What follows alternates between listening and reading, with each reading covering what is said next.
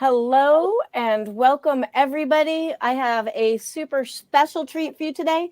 Some of the finest poets in speculative fiction from down under the other side of the world, we all know about that. That's where all the exotic, wonderful people come from, are here today to read poetry to us. We have Eugen Bacon, we have Geneve Flynn, we have Kylie Lee Ward, and we have Lee Murray. And so welcome, you guys. Thank you so much. These are all poets from the Science Fiction and Fantasy Poetry Association, which, if you're not a member, what is wrong with you? This is my judgment. Go down in the link below this and you will find all the information so you too can partake of this wonder and be as, I'll say, almost as wonderful as these ladies that I have before me.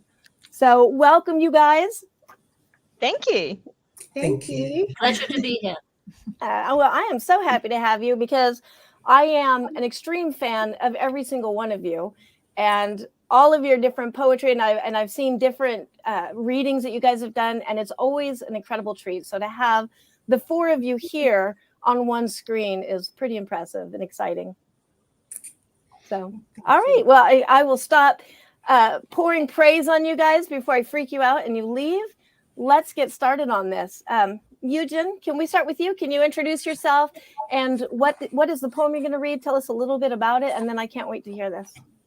Yes, thank you. Thank you very much. I am Eugen Bacon. I am African Australian. I am hybrid. I am other. I am a sum of many. I am a mother. I am a writer. I am a scholar. I am an editor. I am a sister. I am a daughter. I'm a peer and a friend. And what I'd like to read for you today is a prose poem called An Earnest Blackness. And I wrote it during the pandemic at a time when I was very homesick. And I was thinking especially of my mother. And so An Earnest Blackness. And I'm going to read it to a graphic. So Angela, if you can share the graphic, fantastic. An earnest blackness. There's an animal tucked in my hair, and it hangs like a mirror I can't see. It's full of silence, shadows, asking, are we caged or free? Sometimes it licks my skin, but doesn't disturb me. When I reach up to touch it, I can't remember where it is, if it is. Perhaps it's more cunning than I thought, hiding its paw prints, patiently waiting to catch me with reflections of ebony nights, white stars, burnt orange dust. I know and I don't, the hum of rain on a tin roof, the taste of my grandma's sweetened mangoes, molded like a donkey's ear, plucked fresh from a tree that's a silhouette above my mother's bones. Thank you. Wow.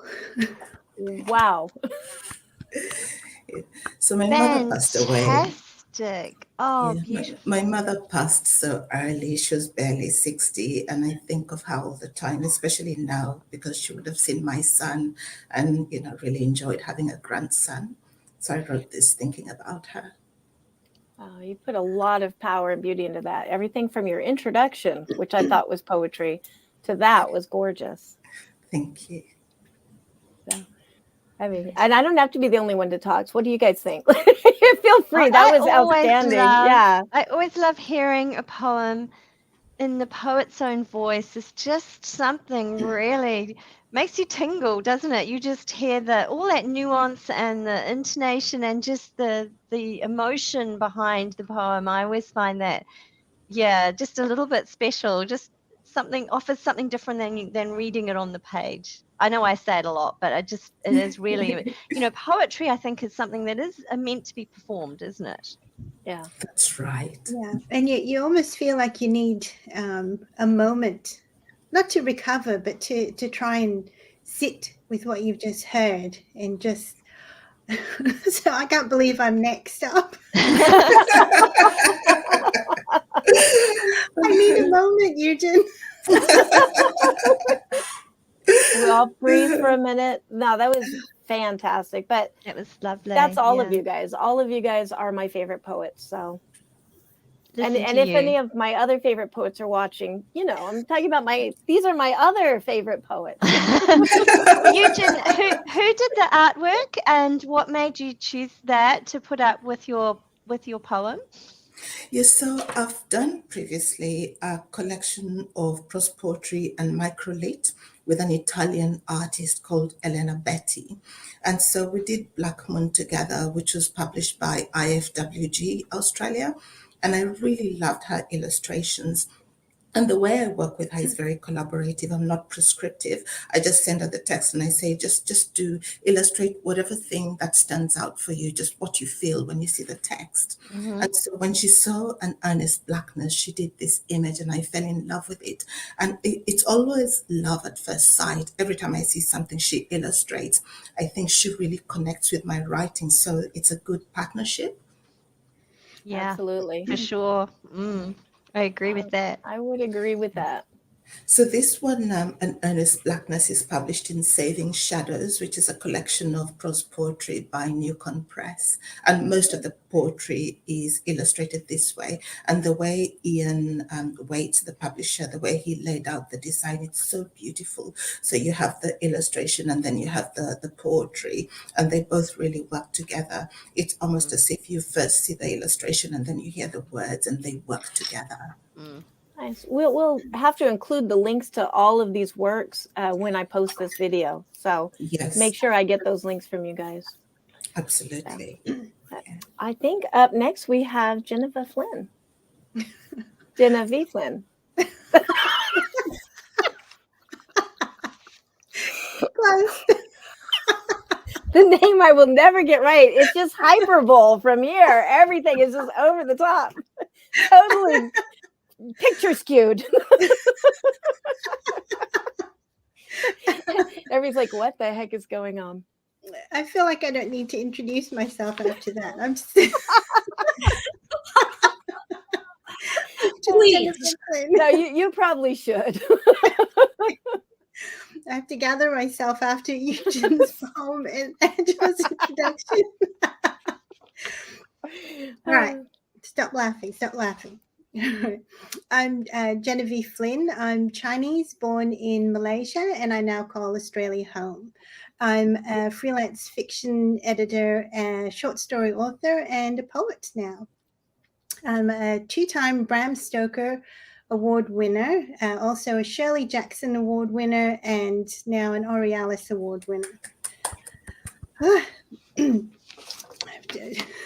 I'm so out of sorts now. Sorry, that's my fault. I'm going to read When the Girls Began to Fall. It's one of my favorite poems. They're written from, that's Tortured, thanks, Lee. Tortured Willows, which 3 of the people here won a Bram Stoker Award for. And it's it sounds a bit ballsy to say, but this is the first poem I actually wrote. And it came to me as part of a dream. I just had an image of 4 girls leaping from a height and coming crashing down. And then Angela said, you should write a pantun, which is a Malaysian poetic form. And seeing as I had no experience with poetry before then, I thought that sounds like a fabulous idea. I'll give that a try. So this is, and it's also my exploration of that moment when, as a girl, you kind of realize the glass ceiling that you'll have to face, and that you almost have to risk everything to try and push past it. So this is When the Girls Began to Fall. I was 7 when the girls began to fall. Don't look, Lian, they said. Stay away. But grounded, shattered, their bodies twitched and danced. What did it mean to be so high? Don't look, Lian, they said. Stay away. The statue soars above the trees, taller. What did it mean to be so high? He watches, stone eyes unblinking. The statue soars above the trees, taller. When I'm 9, the girls still fall. He watches, stone eyes unblinking. Circle him with bamboo spikes. The girls still find a way. When I'm 9, the girls still fall. They lock them inside, release them for work. Circle him with bamboo spikes. The girls still find a way. Climbing up and up and up. What do they see? They lock them inside, release them for work. Each year still they fall, younger and younger. Climbing up and up and up. What do they see? There is nothing, only the willows bending, bowing. Each year still they fall, younger and younger. I'm 12 and I want to see.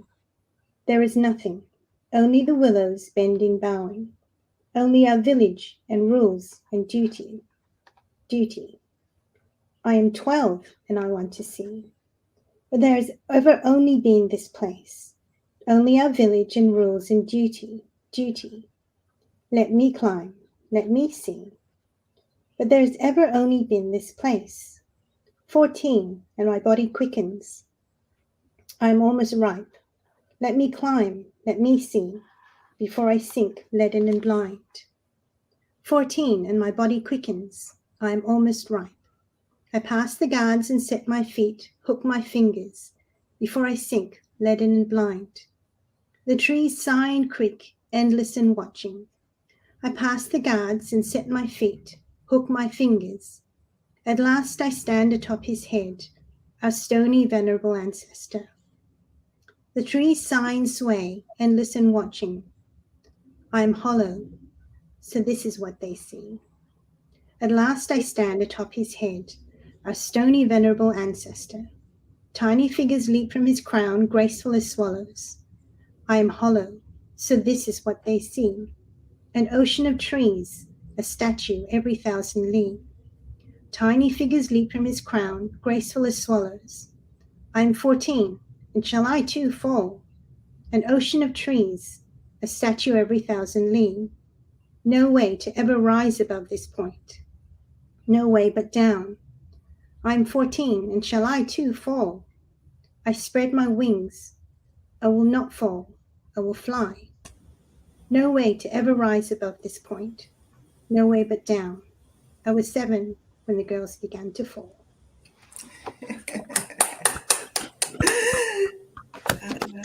Oh, I love that poem so much. I still, there are a lot of poems in that collection that I love. That one still just really resonates with me. I just love that poem so much. And it's interesting, isn't it? We're going from Eugen's poem about her mother to Genevieve's poem about, mothers and daughters and sisters, and that there's already a theme going on there. Yeah. And I love the actual poem form, that each time there is repetition in it, and each time you come to the same line, it has a different meaning. Yeah. And it just keeps unfolding, and I think that's become one of my favorite forms. Yeah, I love pantoums for that too. They almost write themselves, and they tell us what they're saying in a way. We just kind of throw down some words and they organize it for us. But yeah, I love that poem. It feels like climbing. It does. Yeah. I And really that love- whole, oh, sorry, go ahead. No. I was just going to say I really love the repetition because it makes it more poignant, and it really you read it well and you hear it well as a listener. I find that certain poems are easier to perform than others, especially the ones with repetition where you can have your vocal variety and really immerse yourself into it. And one question, because I find it really difficult to remember my dreams. Do you wake up immediately and write it down? I do, and sometimes it's just an image, or just a snatch of conversation or a title. I've gotten titles from dreams, which is rather handy. But if you write them down, I find if you write them down as soon as you wake up, you remember more and more, and then it ends up like you're spending half an hour every morning trying to capture everything, just because your brain just remembers more and more of your dreams. So it is quite useful if you want that inspiration. Yeah. Well, I think we are up to Lee Murray. Well, now I don't know what to read. I was going to read, like, how do you follow those? I was going to read Cheong Sam, which was the Australian Shadows award-winning poem this year, or maybe one of these Rising Award nominated poems, and then I thought I might read from the Gargoylacon, which I have a nice I got an actual copy, Kyla. It's awesome.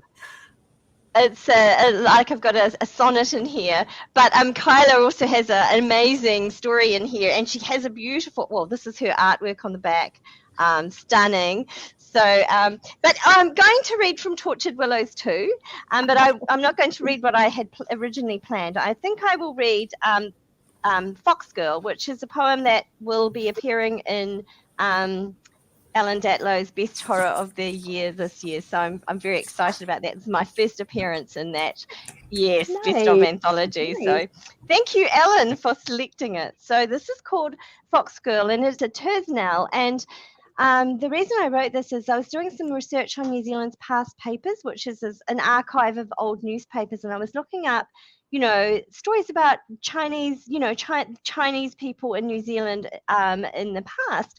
And it's really interesting how Chinese women are not named. They're just the wife of, or, a Chinese woman. And the stories were, the actual real stories were just horrific. And I'm exploring those more in another collection, poetry collection. But I straight away wrote this poem as a result of just reading these actual historical stories in those papers, because the stories are just tragic and heart-wrenching. So anyway, this is the Tersnell that I wrote after reading those accounts. Foxgirl. In a former life, in another time, a foxgirl departs from the land of jade.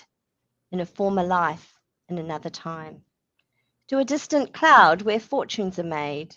9 obedient wives, all refugees. A foxgirl departs from the land of jade. Amid ugly tongues and eyes that won't see, one hangs herself in her husband's kitchen. 9 obedient wives, all refugees. Carves up her child like boning a chicken. What kind of woman would kill her daughter? One hangs herself in her husband's kitchen. Leaps to a death in the Chinese quarter. The husband sucks on an opium pipe. What kind of woman would kill her daughter? The neighbours all say she wasn't the type. So quiet she barely uttered a word. The husband sucks on an opium pipe. So quiet she barely uttered a word. In a former life, in another time, she wasn't from here. We couldn't have heard. In a former life, in another time. Oh, Lee, goodness. Thank How you. tragic. Yeah, I wanted to give voice to those stories, which just those women, just no names, no nothing, and yet those stories were just so tragic and sad. So yes, let's just highlight the fact that somebody lived those lives. It's just, yeah, that really moved me. So hence the poem. So. Yeah, and it's keeping up with the theme so far of kind of like dear, reclaiming women. So I don't know what you're going to read, Kyla. But I love Kyla's poetry, so I don't care what she reads. It'll be amazing. And the performance is always with the poetry, and I'm really incredibly jealous that you have so much verbal poise, I'll say, that you can read so beautifully and perform these. Oh, right. Yes, just keep building me up. Right. I still get paid after this, right, guys?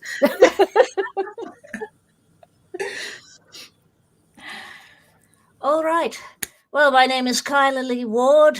I'm a writer, an actor, and an artist, as well as a ghost host. So I have 2 poetry collections out. This one that I'm going to read from, The Macabre Moderne and Other Morbidities, from Perea Press. That includes this poem, Revenants of the Antipodes, that won an Australian Shadows Award. And yes, I will just go for it. But I probably should say, firstly, that I'm not entirely breaking the pattern, because this poem, too, came to me in a dream. However, the dream was not about an ancient squatter lurking on the edge of town. No, the dream was about writing a poem. I wrote the poem in the dream, woke up, and as Jean said, I wrote it down. When I looked at it later in the day, I thought, okay, not bad. So it's kind of Not bad for a predictive dream. then. It told the future. Now, just one thing I probably should, on the grounds that there are people watching who may not know this particular resonance that the word squatter has in Australia. Now, in the 19th century, Australia was still fairly sparsely settled. There were towns out in the country, but the land beyond the circumference of these towns was technically the possession of the Crown. And the squatters, they were the people who said, the Crown's an awfully long way away. No one's going to care what we do. So they went out, took their flocks, built houses, and grazed their cattle and sheep on Crown land. They were actually given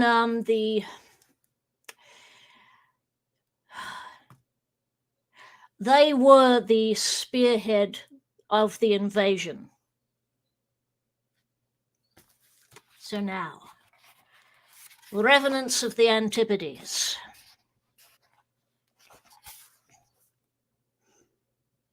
Each sunset, now inverted autumn lies as red and cold as murder on the fields. The hoary squatter rides the bleeding trails. His shapeless hat hides eyes like empty pits, or so they say. His ancient duster sags like blowflies strike across his horse's rump. No dog for years, yet into night he rides, beneath the old wind pump's obsidianal blades. His cornstalks rattle bare, his vines crawl dead to lever up the shingles on his hut. His pumpkins seek the creek, his sheep, God knows. He hunts these nights. With scythe across his back, he seeks to kill the things that took his wife. Not men, he swore, when you could read her name, mein Liebling, carved across the wooden board. There is a mason now, we box our dead and fence the headstones in. Yet he believes in revenants that once possessed this land, the charcoal ghosts of those his kind replaced, who mingle their stick bodies with the trees, who spread their twiggy fingers in the fields to waste the crops and take the cattle's strength, build honeycomb inside a woman's womb. Such things as these must be severely curbed and broken, staked and burned before they cease. His forebears taught him in another place, and who would argue? Every night we see this figure lurk in graveyard, field, and at the edge of town, this dusty spectre of what used to be. Now that the church is roofed, the pavement laid, and railway drawing near, they say a child went missing in the dusk, and cattle have been found with tendons slashed. The creek runs black and foul. It seems like time, past time indeed, to turn his dust to ash. Thank you all. Wow. It's very dark. Wow. It is. Just such a performer though, isn't she? It's just she just conjures it up all and just entirely. It's just so good. She's so good at that performance. Fantastic. Yeah. I I love think that poem. I don't think I was actually here. I think I was off in Australia somewhere with you guys, but in a much creepier place.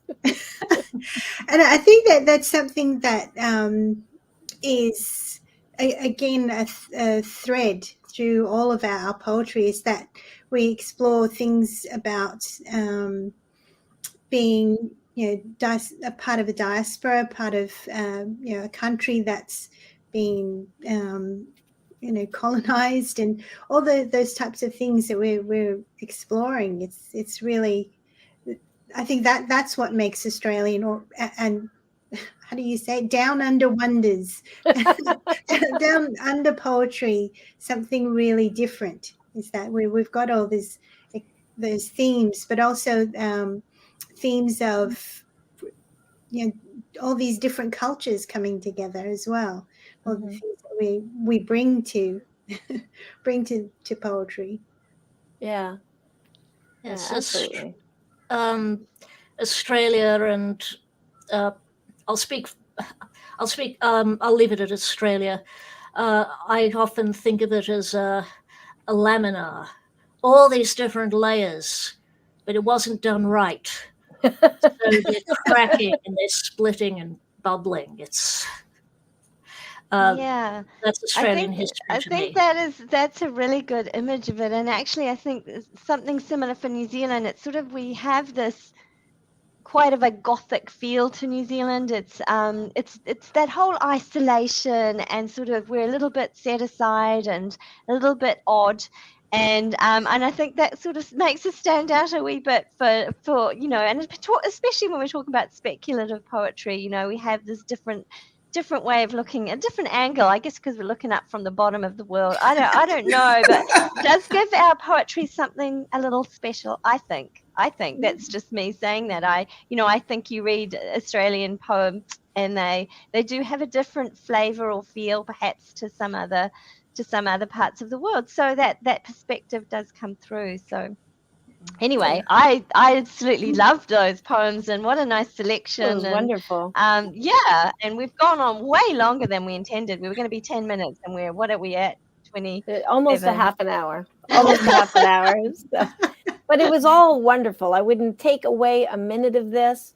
I will say, as the American that has had the privilege of living in Australia, your spiders alone are scary enough. Tender Americans. I mean, good thing I like spiders. But also, you don't know if you're really on the bottom of the world looking up, or if the world has somehow turned upside down. Yeah, I think that's it. I think that might be, because I'm, it's the perspective in America right now. I feel like we might actually be the bottom of the world. well, I hope curvy days, no mistake. But I hope there'll be more of these readings from the Science Fiction Fantasy Poetry Association, because there's so much talent in the group, and we so rarely have these little readings where you can just pop in, and I just think we need to do more of them so we can hear more of these individual poems and the backstories behind them, because it's fascinating. It's really, Absolutely. I love it. I loved this. All the links from all the poems, poets, Eugene and Geneva and Kyla and Lee, will all be in the descriptions below, as well as the information to go to the Science Fiction and Fantasy Poetry Association. This too can be yours. You can be one of the cool people by joining. Yeah, thank you so much for Science organizing Fiction this. Poetry Association it's wonderful. It is. I found out about it after I was nominated one year. So I found out about it. That's a higher profile. Yes, it does need a higher profile. But look, and thank you all for coming and reading. I love this. We should do this more often, because it's nice to be able to just hang out and read poetry and enjoy it, and from the poet's mouth. There's nothing like it. So next time we'll get Angela to read a poem too. I think that would be nice. I thought Angela was going to read a poem. I feel cheated. No, I'm just here to gush all over you guys right now. That's enough. And besides, I don't want to follow that. Okay, I do not want to follow this right now. You could just get Ryan to read it, and then it would be like an Aussie would be reading. Yeah. You know what? I should do that. Here's my representative Australian. Awesome. Well, thank you so much for being here, you guys. You are all wonderful. You who are watching, who have made it this far, thank you. And hopefully we'll see you later. Bye.